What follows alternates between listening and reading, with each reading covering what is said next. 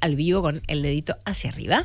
Bueno, y ya tenemos en línea a Fernando Marengo, economista, con una mirada siempre muy aguda y lo quería tener este sábado en Café y Negocio. Fernando, ¿cómo estás? ¿Qué tal, Mariana? ¿Cómo estás? Buen día, muchas gracias por llamar. Saludos para todos. Buen día.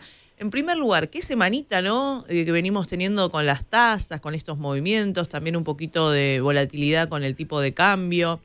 ¿Nos puedes contar en fácil qué sucedió con las tasas esta semana? A ver, creo que para ver lo que pasó esta semana hay que irse una semanita más atrás. Bien. Los bancos tenían un instrumento de deuda del gobierno, que el gobierno lo quería rescatar. Cuando rescató el bono eso, le dio mucha liquidez a las entidades financieras, y las entidades financieras, como estaban tan líquidas, estaban buscando a quién prestarle de corto plazo toda esa liquidez, se desplomaron inicialmente las tasas de interés. En Argentina, cuando las tasas de interés se desploman, claramente si no te paga una expectativa de depreciación del tipo de cambio, la gente empieza a presionar el mercado de cambio. Entonces, cuando ocurrió eso, el gobierno dijo, bueno, tengo que absorber toda esta liquidez nuevamente. Entonces empezó a ofrecer distintos instrumentos alternativos para absorber la liquidez, pases pasivos al Banco Central, DECAP el gobierno, empezó a tratar de sacar todos esos pesos que había inyectado inicialmente, y los bancos, para tratar de maximizar, el interés que cobran, agarraron gran parte de la liquidez que tenía y la inmovilizaron en estos títulos. Y de golpe los bancos se quedaron ilíquidos. Entonces, cuando te quedas ilíquido, necesitas liquidez para el día a día, y eso empezó a generar una volatilidad de tasas, la verdad que demasiado elevada. Sería esperable que esta semana, que hay una nueva licitación del ECAPS, que es el instrumento de deuda que está usando el gobierno por excelencia, los bancos recompongan su liquidez y empecemos a tener una semana de tasas más normales. Bien, y respecto al tipo de cambio, porque también, bueno, se vio volatilidad subiendo en julio después de lo que fue el fin de la baja temporal de las retenciones, y además con el fin de lo que sería la liquidación, ¿no? Porque se habían hecho declaraciones juradas y estuvieron ingresando dólares del campo. ¿Qué puede pasar de acá en adelante con el tipo de cambio? Porque es algo que preguntan mucho y la gente quiere saber. A ver, lo primero, venimos viendo una suba de tipo de cambio. Yo diría que desde junio se viene viendo una suba de tipo de cambio, con un gobierno comprando dólares por fuera del mercado. Entonces, que el tipo de cambio suba mientras el gobierno compra dólares, uno diría, bueno, el gobierno no está preocupado por el tipo de cambio, y la verdad que la suba que venía teniendo era una suba muy menor. Ahora, de lo que sí nos habla es que el dólar sigue siendo unidad de cuenta, lo que decís vos, Mariana. El tipo de cambio se mueve y todo el mundo se pone nervioso, toda la gente quiere saber qué va a pasar. Entonces hay que ser muy cuidadoso con cómo se maneja el tipo de cambio, más allá que estemos en una banda ancha, que queramos que flote. Bien. Lo segundo, respecto al futuro, a ver, en lo inmediato, la presión sobre el tipo de cambio la semana pasada es la contraparte de la baja inicial de tasa y de la volatilidad de tasa. Porque cuando baja la tasa, vos decís, prefiero comprar dólares, la tasa en pesos que es muy baja.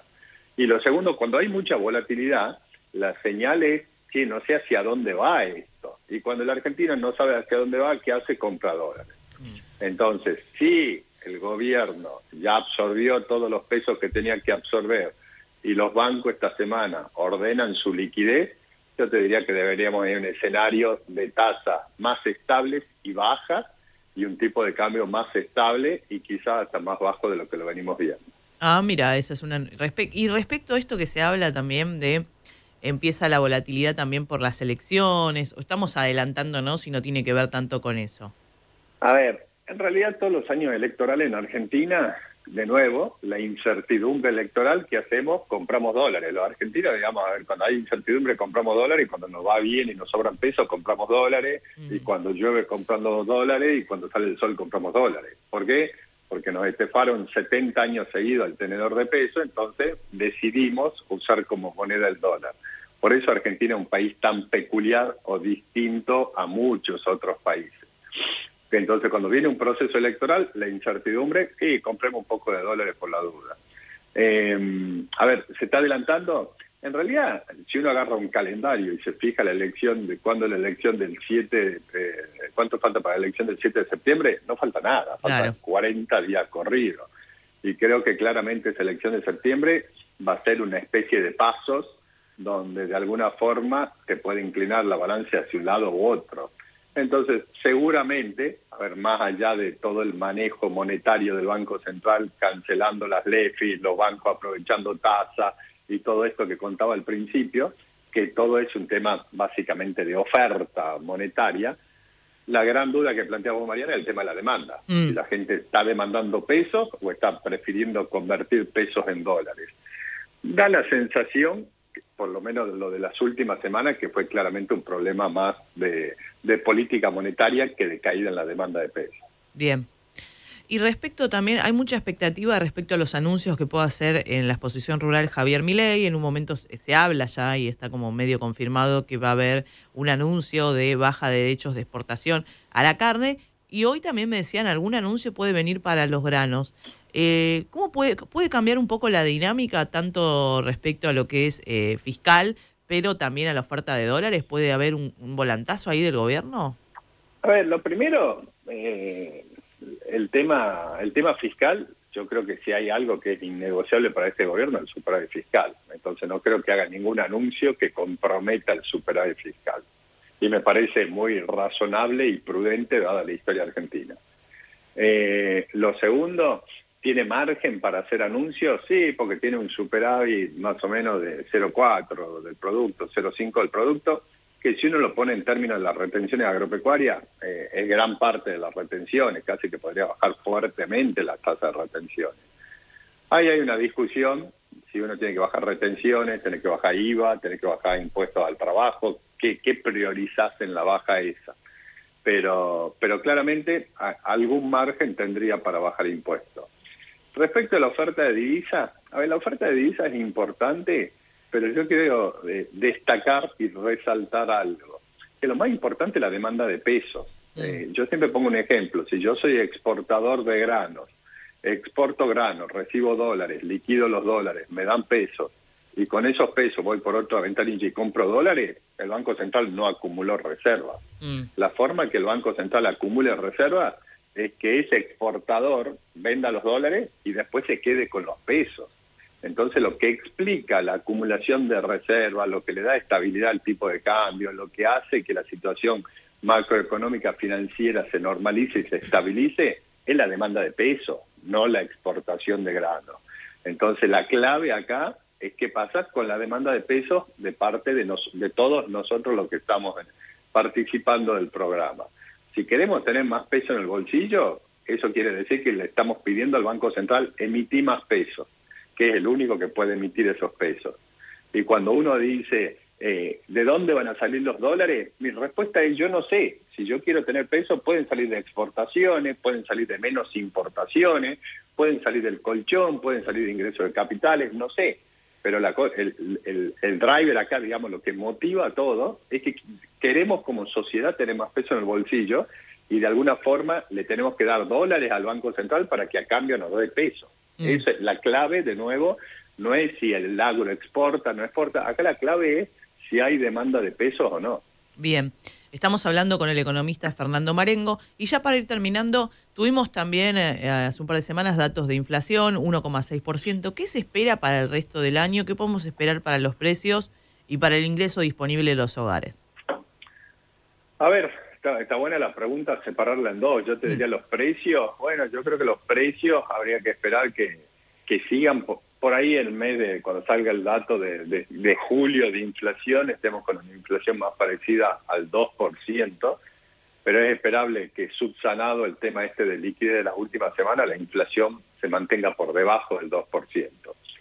Que uno dice que bueno, pero en realidad estamos hablando de niveles de inflación en torno al 20-25%, lo cual es inaceptable. Y yo diría que bajar la inflación del 150 al 20% es muchísimo más fácil que bajarla del 20 al 5. Ahí viene la segunda parte. ¿Cuál es la segunda parte? Vos decís, ¿qué le va a pasar al ingreso disponible? Hasta hoy el ingreso disponible está mejorando y va a estar yendo por arriba de la inflación. Ahora, esa dinámica, lo que está generando en algunas empresas, es que como el precio de lo que venden no sube tanto como su estructura de costos, como el ingreso, como los salarios, como todo esto, empiezan a tener problemas de rentabilidad más marcados. Entonces nos empezamos a acercar a un punto de inflexión, que ¿cuál es? El punto de inflexión es, primero hacen falta reformas estructurales. ¿Por qué? Porque si los precios no crecen tanto de lo que yo vendo, los costos no pueden crecer a un ritmo superior, porque si no, así se quiebra todo el sector privado. Entonces hay que tener flexibilidad de precios. Lo segundo que es importante, uno dice, bueno, pero eso quiere decir que mi salario, mi ingreso va a ir siempre por debajo de la inflación. No, los salarios se tienen que recomponer de acuerdo a productividad, no a inflación como viene ocurriendo en Argentina. Y ahí está el segundo tema clave postelectoral, es, bueno, ¿cómo logra Argentina, después de 70 años de inflación, pasar de un modelo inflacionario a un modelo productivo? Porque, de nuevo, las mejoras de ingresos disponibles, como planteaba vos, Mariana, como poder de compra, se tienen que dar por mejora de productividad, no por decreto o no porque subió la inflación, porque todo eso lo único que hace es generar inflación. Perfecto, Fernando. Muchísimas gracias por esta comunicación. No, por favor, gracias por llamar. Saludos para todos. Tengan un buen sábado. Bueno, buen sábado en una expectativa respecto a lo que puede suceder hoy en la exposición rural. Ya volvemos con